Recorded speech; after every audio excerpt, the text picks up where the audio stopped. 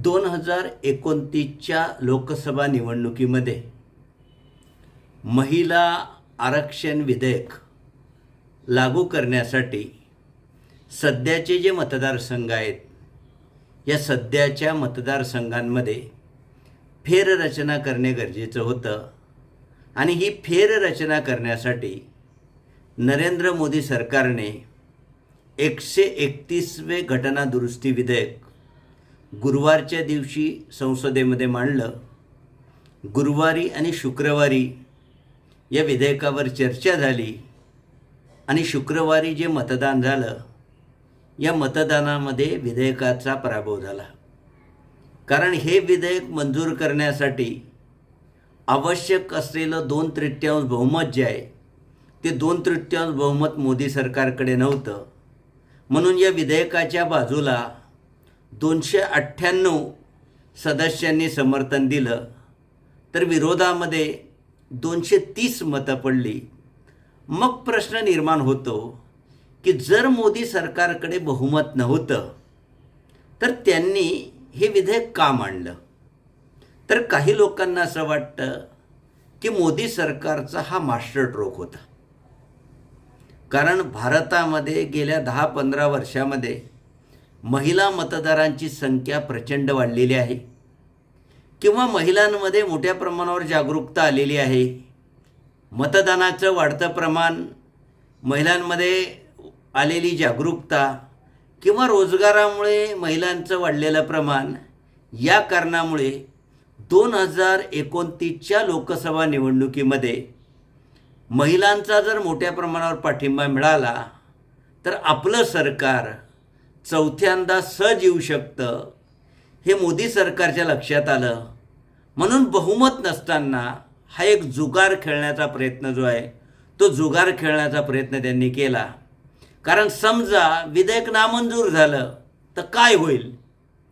तर काहीच होणार नाही. कारण विधेयक नामंजूर झाल्यानंतर राष्ट्राला उद्देशून पंतप्रधान नरेंद्र मोदी यांनी जे भाषण केलं, या भाषणामध्ये विधेयकाच्या पराभवाबद्दल काँग्रेस असेल, तृणमूल काँग्रेस असेल, द्रमुक असेल, किंवा समाजवादी पक्ष असतील, म्हणजे जे भाजपचे कट्टर विरोधक असलेले पक्ष जे आहेत, या पक्षांवर आरोप ठेवला.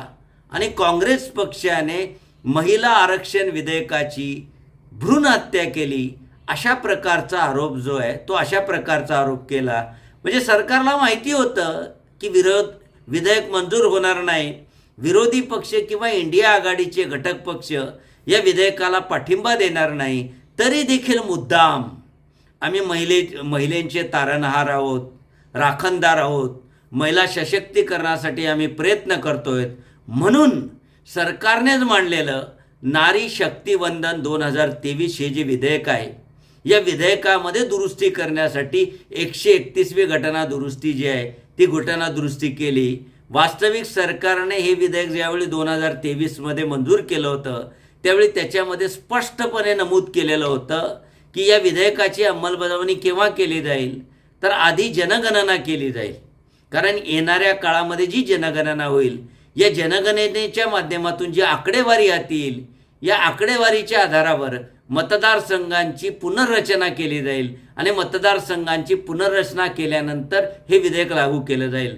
म्हणजे या सरकारने केलेले विधेयक, याच विधेयकामध्ये दुरुस्ती करून हे घाईघाईमध्ये महिला आरक्षण लागू करण्याची आवश्यकता सरकारला का निर्माण झाली? कारण महिला मतदारांपर्यंत त्यांना संदेश पोचवायचा होता की आम्हाला महिलांबद्दल किती आस्था आहे, महिला सशक्तीकरणासाठी आम्ही किती प्रयत्न करतोय, किंवा महिलांना प्रतिनिधित्व देण्यासाठी किती प्रयत्न करतोय, ही रणनीती होती. दुसरी रणनीती होती की या विधेयकाच्या निमित्ताने विरोधकांमध्ये फूट पाडता येईल. कारण विरोधी पक्ष संघटित नाही. इंडिया आघाडी जरी अस्तित्वात आलेली असली तरी इंडिया आघाडीतल्या घटक पक्षांमध्ये मतभेद आहेत, आणि या मतभेदाचा फायदा उचलून विरोधक जे आहेत, या विरोधकांमध्ये फूट पाडता येईल आणि हेच चित्र देशासमोर उभं करता येईल. परंतु सरकारचा गेम इथं फसला. सर्व विरोधक एकत्र आले, प्रादेशिक पक्ष एकत्र आले, आणि या प्रादेशिक पक्षांनी एकत्र येऊन त्या ठिकाणी विधेयक जे आहे ते विधेयक नामंजूर करून आणलं. त्यानंतर सरकारने या विधेयकाच्या नामंजूर होण्याबद्दल विरोधी पक्ष जो आहे तो विरोधी पक्षावर दोष दिला की काँग्रेस कसे महिला विरोधी आहे किंवा इतर इंडिया आघाडीतले पक्ष कसे महिला विरोधी आहेत, त्यांना कसं महिलांना प्रतिनिधित्व द्यायचं नाही, हे चित्र देशापुढे उभं करण्यासाठी देखील हे विधेयक मांडण्यात आलं. कारण पंतप्रधानांचं जर तुम्ही भाषण ऐकलं राष्ट्राला उद्देशून, तर या भाषणामध्ये एखाद्या राजकीय सभेमध्ये पंतप्रधान भाषण करतायत अशा पद्धतीने त्यांनी भाषण केलेलं आहे. आणि या विधेयकाचं पराभवाचं खापर स्वतःच्या पक्षावर न फोडता, स्वतः जबाबदारी न घेता विरोधकांवर फोडलं आहे. म्हणजे देशासमोर असं चित्र उभं करण्याचा प्रयत्न केला आहे की हे विधेयक मंजूर करण्याची आम्हाला तळमळ होती, महिलांना आरक्षण देण्याची आमची इच्छा होती, पण विरोधी पक्षाच्या नाकर्तेपणामुळे हे देऊ शकलं नाही. हे चित्र उभं करण्याचा प्रयत्न भारतीय जनता पक्ष करतो आहे. खरोखर जर या पक्षाला विधेयक मंजूर करायचं राहिलं असतं तर ही मांडण्याची घाई केली नसती, विरोधकांची चर्चा केली असती, विचारविनिमय केला असता. विरोधकांनी ज्या चर्चा लोकसभेमध्ये मांडल्या त्यांचा सहानुभूतीपूर्वक विचार करून विधेयकांमध्ये काही दुरुस्त्या केल्या असता किंवा ते विधेयक स्थायी समितीकडे किंवा संसदीय समितीकडे पाठवलं असतं, त्याच्यावर सखोल चर्चा केली असती. परंतु यापैकी सरकारने कोणत्याही प्रकारचं पाऊल जे आहे ते कोणत्याही प्रकारचं पाऊल उचललं नाही. सरळ घाईगर्दीमध्ये विधेयक आणण्याचा प्रयत्न केला. त्या विधेयकामध्ये अनेक त्रुट्या होत्या.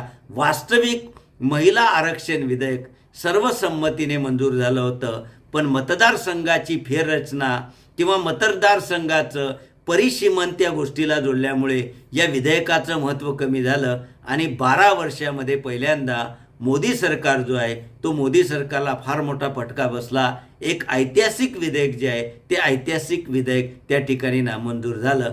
तर या पद्धतीने महिला आरक्षण विधेयक मांडण्यामागचं जे राजकारण आहे त्या राजकारणाची चर्चा आपण प्रस्तुत व्हिडिओमध्ये केलेली आहे.